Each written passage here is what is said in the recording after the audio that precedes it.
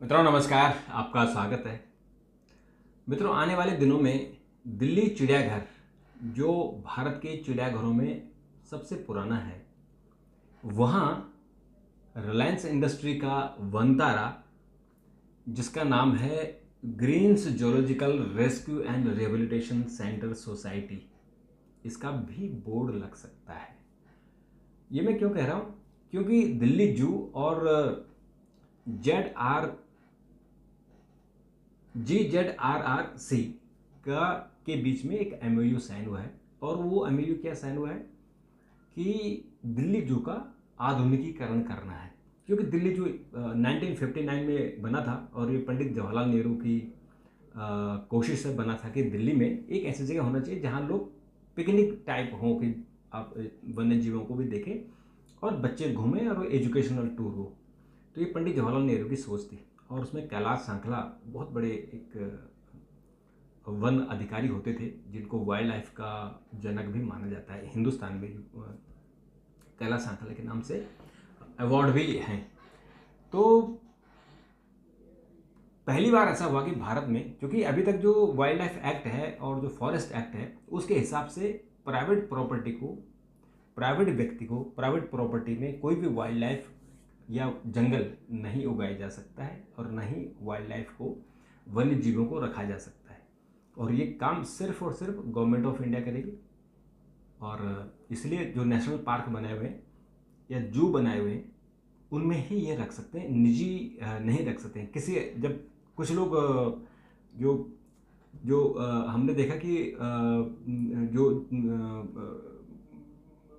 जो खिलौने टाइप होते थे, जैसे कि लोग सर्कस करते थे, तो सर्कस में भी जो हाथी थे या भालू थे या जो भी और जानवर थे, उन सबको सुप्रीम कोर्ट के आदेश से रेस्क्यू कराया गया। और अब किसी भी जू के पास वाइल्ड लाइफ नहीं है। और इसी तरह से ही जो लोग सड़कों पर तमाशा करते थे उनके पास भी भालू नहीं है। तो 2019 में फरवरी 14 2019 को वनतारा जो एक सोसाइटी बनी जिसका नाम GZRRC है, जैसे कि आपको पहले बताया कि green geological rescue and rehabilitation centre. तो इसकी स्थापना हुई 2019 में। और ये सेंट्रल जू अथॉरिटी जो हमारी गवर्नमेंट ऑफ इंडिया की एक चिड़ियाघर प्राधिकरण है, उसने इसका गठन किया, यानी परमिशन दी। उन्होंने कहा कि जो जू अथॉरिटी है उसका आर्टिकल 38 इसके तहत परमिशन दी। और जब कुछ लोग सुप्रीम कोर्ट चले गए थे कि प्राइवेट को आप कैसे दे सकते हैं परमिशन जू खोलने की, तो सुप्रीम कोर्ट ने इसे वैध माना। सुप्रीम कोर्ट ने कहा कि ये एज पर लॉ है और इसमें कोई दिक्कत नहीं है, तो फिर परमिशन हो गई। उसके बाद से इस पर इसके जो जानवरों का जो ये एक्वायर करते हैं उसको लेकर बहुत सारे सवाल उठते रहे, लेकिन उन सवालों का कोई ऐसा कोई वो नहीं है कि कोई प्रूफ या ऐसी बात नहीं। हालांकि अभी जो साउथ अफ्रीकन सोसाइटी है उसने एक लेटर लिखा है और उन्होंने तो तस्करी के भी आरोप लगाए, लेकिन मुझे जब तक आपके पास प्रूफ न हो तब तक इस बात को आप कहना ठीक नहीं है। तो ये जो संस्था ये जामनगर में है और केंद्रीय चिड़ियाघर प्राधिकरण ने इसको मान्यता दी है। और ये जो है ये सोसाइटी के तहत 1860 का जो सोसाइटी एक्ट है उसके तहत ही रजिस्टर्ड है।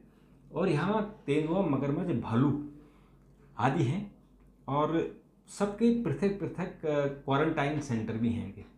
और इसमें क्या होता है इनका कि जो घायल और बीमार जानवर होते हैं उनके लिए ICU है, उनके लिए MRI है, CT स्कैन है, इंडोस्कोपी है, सर्जिकल और वीडियो टेक्नोलॉजी से, यानी अत्याधुनिक यहाँ उपकरण है, अत्याधुनिक यहाँ संसाधन है, जिससे जो घायल जानवर होते हैं जंगलों में उनको उठा कर लाते हैं। अब इसमें जो ऐसा कहा जाता है कि देश भर के विभिन्न हिस्सों से यहाँ 200 तेंदुए हैं। तमिलनाडु से 1000 से अधिक मगरमच्छ लाए गए हैं। अफ्रीका, UAE, स्लोवाकिया जैसे देशों से दुर्लभ जानवरों को लाया गया है। और दक्षिण अफ्रीका से यहाँ 56 और UAE से 15 चीते लाए गए हैं जिनकी देखभाल यहीं की जा रही है। जो हमारी गवर्नमेंट ऑफ इंडिया ने इतने साल लगा दिए चीता भारत में वापस लाने में, तो वो भी दक्षिण अफ्रीका से आए हैं। और ये भी उसको दक्षिण अफ्रीका से लाए हैं और ज़्यादा लाए हैं। अभी गवर्नमेंट ऑफ इंडिया तो केवल 20 ही लाई थी, हालांकि उनकी संख्या बढ़ गई है, लेकिन ये 56 और 15 ये करीबन आपके 73-74 लेकर आए और इनकी अभी इनकी ब्रीडिंग हो रही है। 7 से अधिक संकटापन्न भारतीय जो प्रजातियाँ उनका यहाँ प्रजनन केंद्र खोला गया है। और अभी यहाँ इनकी जो वार्षिक रिपोर्ट है वो भी कहती है कि यहाँ बहुत सारे काम हुए हैं और उनको बहुत सारे जो जानवर हैं उनको बचाया गया है। और ये भी कहा गया कि वो किस तरह से जो जो जो जानवर हैं उनको कैसे ये यहाँ लाते हैं, फिर उनकी रक्षा करते हैं, उनका संरक्षण करते हैं और फिर इनका जो कहना है कि उनको वापस जंगल में छोड़ देते हैं। अब जो मामला ये है कि जैसे इन्होंने पिछले साल के 2022-23 की जो रिपोर्ट दी है उसमें उन्होंने कहा कि हमने जो करीबन 229 जानवर लेपर्ड को रेस्क्यू किया, उनको रिहेबिलिटेट किया और उनको ठीक किया, और इस तरह से 850 से अधिक मार्स क्रोकोडाइल और अन्य जो स्पेसी हैं और उनको भी उनको जो रेप्टाइल्स हैं उनको अलग अलग जगह से इन्होंने इकट्ठा किया, उनकी देखभाल की, उनको ठीक किया। और उसके बाद इनका ये भी कहना है कि उन्होंने बहुत जो देश के अन्य जियोलॉजिकल ऑर्गेनाइजेशंस हैं उनके साथ इन्होंने MOU साइन किए हैं और ताकि स्ट्रेटेजिक पार्टनरशिप भी उसमें की है ताकि वो जानवरों की सेवा कर सकें, उनकी रक्षा कर सकें। और इस तरह से सेंट्रल जू अथॉरिटी ने तो पहले ही उनके साथ कोलैबोरेशन किया हुआ है, तो वो इसी स्थिति है। और आपको बता दें कि जो वन तारा के जो डायरेक्टर हैं वो बेसिकली ब्रज किशोर गुप्ता जी हैं, जो सेंट्रल जू अथॉरिटी के मेंबर सेक्रेटरी रह चुके हैं, यानी रिटायर होने के बाद वो यहाँ गए हैं। तो अब इसमें जो बात है कि दिल्ली जू और दिल्ली जू और GZRRC के बीच में एक MOU साइन हुआ है और उसमें गुजरात के वन विभाग को भी, फॉरेस्ट डिपार्टमेंट को भी लूप में रखा गया है कि दिल्ली जू का रखरखाव कैसे हो, दिल्ली जू को मॉडर्नाइज कैसे किया जाए, क्योंकि दिल्ली जू को मॉडर्नाइज करने के लिए नेचुरली पैसा चाहिए और पैसा होगा तो जानवरों की देख रेख भी अच्छी हो सकती है। तो MOU तो साइन हो गए, लेकिन फाइनली क्या होगा, वो शेप क्या लगेगा, क्या दिल्ली जू रहेगा और जो GZRRC है वो रखरखाव करेगी, वो मॉडर्नाइज करेगी, वो सुविधा देगी, या दिल्ली जू की ज़मीन होगी, जानवर होंगे और बाकी काम GZRRC करेगा। ये मुझे लगता है कि फाइनल शेप क्या होता है वो अभी देखने वाली बात होगी। लेकिन इस बारे में जो हमारे साथी हैं उन्होंने दिल्ली जू के निदेशक डॉक्टर संजीत कुमार से बात की, तो उन्होंने यही कहा कि जो दिल्ली जू है ये मॉडर्नाइजेशन के लिए MOU साइन किया गया है और वो बेहतरी के लिए कि दिल्ली जू और कैसे बेहतर हो सकता है इस बारे में किया। और जो GZRRCS है, इसके जो निदेशक हैं ब्रज किशोर गुप्ता जी, उनसे मैंने बात की तो उन्होंने तो अभी बिल्कुल मना कर दिया है कि ऐसी उनकी जानकारी में कुछ नहीं, वो नहीं जानते।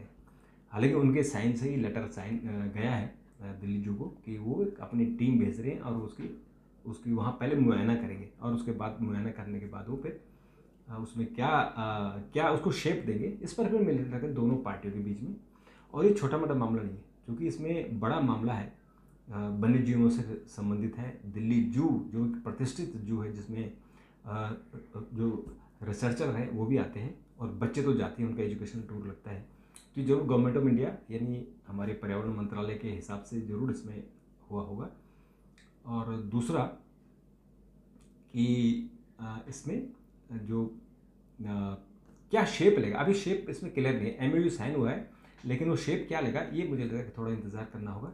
दोनों की तरफ से एक बयान की हम लोग प्रतीक्षा कर रहे हैं कि जो वन तारा है उसकी तरफ से भी कोई बयान आए और दिल्ली जू की तरफ से भी कोई बयान आए या दोनों की तरफ से कोई ज्वाइंट प्रेस कॉन्फ्रेंस हो कि किस तरह से क्या शिफ्ट होगा, क्या ये दोनों लोग क्या क्या काम करेंगे, तो मुझे लगता है कि उस पर फिर अपन बात कर सकते हैं। तो अभी के लिए इतना, और इसमें अगर कोई रिएक्शन हो तो ज़रूर दीजिएगा, हम उसको जवाब देने की कोशिश करेंगे। और मैं फिर दोबारा से जो हमारे पर्यावरण मंत्रालय है उससे मैं बात करने की कोशिश करूँगा। अभी के लिए इतना, फिर आपसे मुलाकात होगी, तब तक नमस्कार।